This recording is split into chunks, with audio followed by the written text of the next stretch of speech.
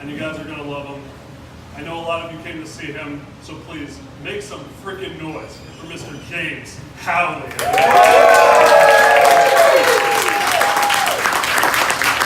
Thank you, Treehouse. All of you tonight, thank you so much for coming. I appreciate it. So let's get this out of the way for those of you who don't know me.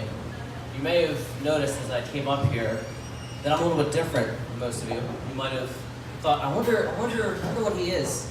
I'm actually a mixed. I'm Asian. I'm Asian, and I'm in a wheelchair. No, but seriously, more about my disability. Because that's a shocker that I'm disabled. I found out about this disability when I was really young. Doctors consulted with me and my parents. They ran some tests, and it turns out that I am nearsighted. Just need these glasses, I'm all good. But no, seriously, like if they didn't find out when I was young, they would have found out eventually. So I watch a lot of TV. I watch so much TV, but I watch TV like after things are already popular. Like I started to try and watch The Walking Dead, but I can't get into that show. Freaking dead people can walk. Speaking of dead people, I hear a lot of people die in that show, Game of Thrones. I've never watched it, but I'm disappointed because in 27 years of life, no one has ever wanted to fight me to the death over my throne that I sit in every day. So look at that. That disrespect. But I drove here, and a lot of people are surprised when they find out for the first time that I can drive. I've done it for a really long time, and it's not really difficult now. It was difficult when I first learned how to drive, because when I first learned how to drive, I had to overcome 2 disabilities while driving. Obviously, because of my physical handicap, I have to use hand controls. And the second disability is the fact that I'm Asian. Because Asian people are horrible drivers. And whenever I would mess up during my lessons, I would always act like super Asian, so my instructor would feel sorry for me. You know, that I'd mess up a turn, he would stare at me, I would just look back at him and be like, oh, so sorry. What's number? Call it different back to Asia. Pick up 2 of us a month on super arrow, please. You do that too well, right? But like, okay, even though I'm an Asian driver in a wheelchair, I don't think that I'm a bad driver. I will admit I don't think I'm the best parker. I did been mad at myself sometimes. So one time I parked in this place, got out, looked at the way that I parked, realized it wasn't very good, and just not even thinking about it, yelled out, "I'm not straight!" And that's a very embarrassing thing to do in front of a crowded mall parking lot. Even more people are looking at me than normal. It was weird. But, I think the reason that I'm, so upset about my parking abilities is because I should do better. Like, I get handicap parking. You know how big those spots are? They're pretty big. And I get mad when other people park in handicap spots, even if they're handicapped. Because I feel like that spot is there because they knew that I was coming. Have you guys ever seen the picture on the sign? Let's be honest. It looks just like me. Most of you here I know from work, so shout out to you for being here. Shout out for anybody who has a job. It wasn't a joke, it was just a compliment. But, I love the place that I work for now, better than the last company that I worked for. The last company that I worked for, it was so big, like they had too many people there. We actually had to fill out a form to be able to park in their lot. So when I filled out the paperwork, I put at the top of the page, needs handicap parking. Turned it into my supervisor. He comes back a little later on that same day, and he goes up to me, he's like, James, HR's gonna need proof that you're handicapped. They want a picture, video of me punching myself in the nuts and not writhing in pain.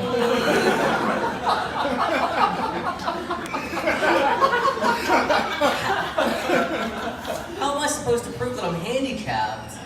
And then I realized that I have this handicapped person's ID card. And it's from the DMV, yet I've had this card long before I ever started driving. And I'm looking at the card and I'm noticing that there's an expiration date on this card. permanent thing going on here. Why is there an aspiration date? Apparently the people at the DMV are very optimistic a miracle is going to occur before November of 2018.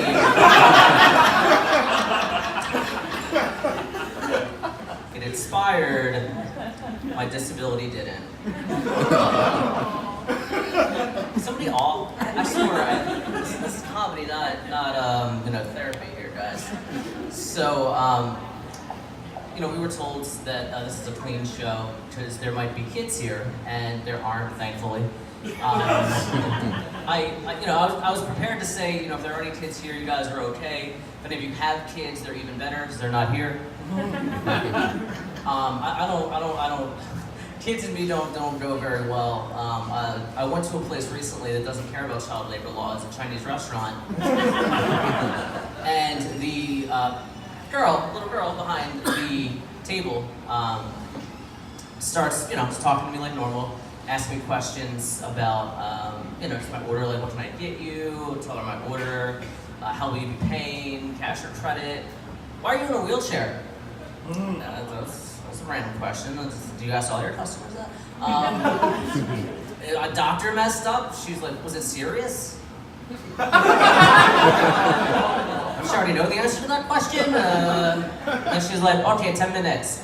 And that's how long it's going to take for me to get my food. So I leave, come back, gives me my food. There's randomly just a banana in there now that I didn't order, that I didn't know they sold at Chinese restaurants. And then as she hands it to me, she was like, okay, be careful in life with the food. I'm not coming back here ever again. More recently, I went to Philly, and I was going downhill, like I was in the streets going downhill. And going downhill in the city, or just in general, being in a wheelchair is like a mini roller coaster. You go really fast, change directions suddenly. Sometimes if I want to be daring, I put my hands up and go, wee! And then this child yells out of the car that they're sitting in because their window is rolled down, and she goes, "Oh my God, what's wrong? Are you okay?" And I got concerned. I looked at my reflection in the buildings that I was passing. I'm like, "Oh my God, what's wrong with me?" And I'm just in a wheelchair. Little twerp. The only satisfaction I got out of that moment was knowing that her window was rolled down, so she had a better chance of getting kidnapped. Fingers crossed. That being said, I almost got kidnapped as a child. When I was really young, my grandparents used to take me to the mall a lot, and this one time in particular, I was with my grandfather. He was sitting on a bench. I was sitting in the chair that I brought with me, and some of you got that. And a few seconds later, some random guy, just comes up behind me and starts pushing me towards the door. And my grandfather immediately stands up and goes, "Hey!" And then there was this awkward pause. And in that moment, I feel like that guy realized what a horrible idea it is to kidnap somebody in a wheelchair. You're just giving yourself so much extra work. What are you gonna do when you get me out in the parking lot? You're gonna take me out of my wheelchair? Are you gonna put me in your car? Are you gonna take apart my wheelchair? My grandfather doesn't even like doing these things. That's why I'm convinced if that moment lasted another minute or two, he would have stood up and "Hey! Oh my God, you forgot all his medicine. Thank you for taking him off my hands. Thank you so much. But I guess that guy respected me. He didn't feel sorry for me. I do get a lot of sympathy, in public. Not from you guys. You guys are all here fixing like me. You don't feel sorry for me. I'm sure of that. I know that the sympathy that I get from random strangers is because I'm in a wheelchair, and it's not because of the third or fourth disability that I've mentioned at this point that I also have, and that's the fact that I'm fat. And that wasn't funny. I don't know why people laughed. No, seriously, nobody ever really feels sorry for fat people. They're the only group of people, the only form of minority group. Pretty much, nobody really cares. There's never gonna be a Fat History Month.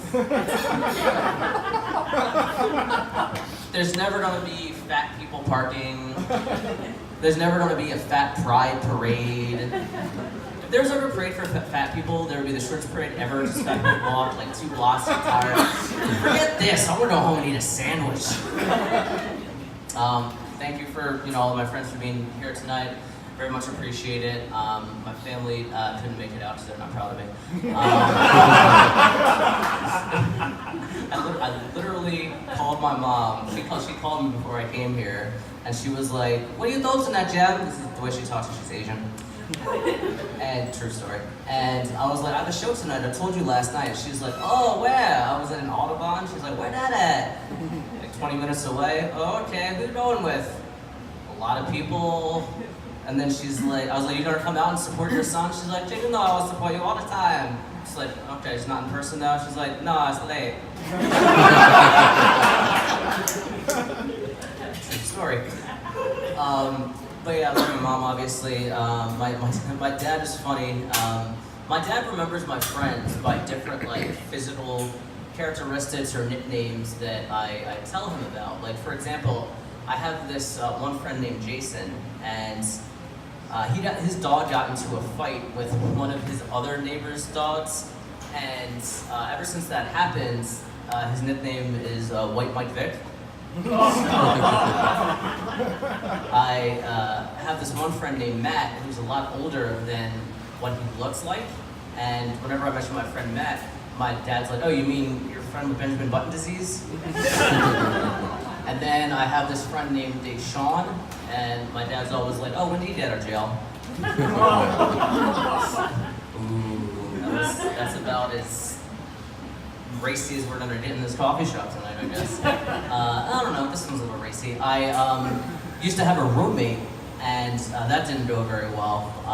This one time, this isn't like the breaking point or whatever, but this one time, he invited his mom over, and I wasn't home, and after the fact, he told me that she was over, and she noticed the ramp that goes up into our apartment, and she goes, "Is that for the handicapped guy who lives here?" There were so many less offensive ways she could have asked that question. Like, "Is that for James? Is that for your roommate? Is that for your friends? Is that for the chink?" Like, any of those would have been less offensive. But she went with handicapped guy. I do comedy. I used to make videos and stuff like that. I had AIDS. Okay, let me explain. I used to have home health aides. For the awkward silence, I usually call them personal assistants because people get concerned or scared when I say I have AIDS. But yeah, I like to say personal assistants because personal assistants makes it sound like I'm important and I have money, and home health aide just makes it sound like I'm needy, and it's true. But yeah, so she was talking to me one time, and she was like, "James, I don't get it. Like, why can't you have kids?" I'm like, "I don't have feeling in my happy parts. What's so confusing about that?" She's like, "I don't know. Maybe if I just saw a video about it, it would all make sense."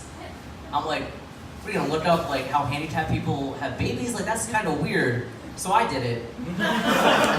And she saw that I was doing it on my phone, and she was like, "What are you doing?" And I was like, "I'm looking it up." She was like, No, don't look that up. What are you?" I'm like, "Fat, Asian, nearsighted. Like, what are you looking for here?" She's like, "No, what's your disability?" I was like, "I have a spinal cord injury." "Look that up." I'm like, "Okay." Look it up. First thing that comes up on YouTube is guy's YouTube channel, and it's titled Handicapped Living. And he has all these videos of all these things that I do in my life. And I'm watching these videos and I'm realizing he's just living handicapped way better than me. One of his videos, he's driving a car, like I said, I drive. I have a Honda. He has an Audi. He's got a nice 2-3 bedroom house, I have a studio apartment. One of his videos is showing how he goes to the bathroom, he poops in a toilet. I poop in my pants in bed. He's handicapping way better than me.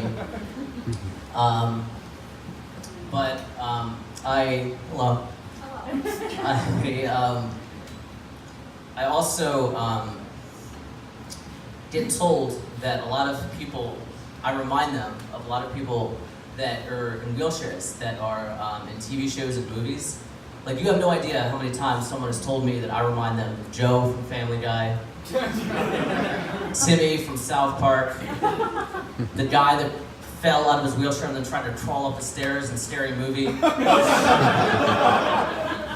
Why can't I remind you of like an inspirational handicapped person, like Oscar Pistorius?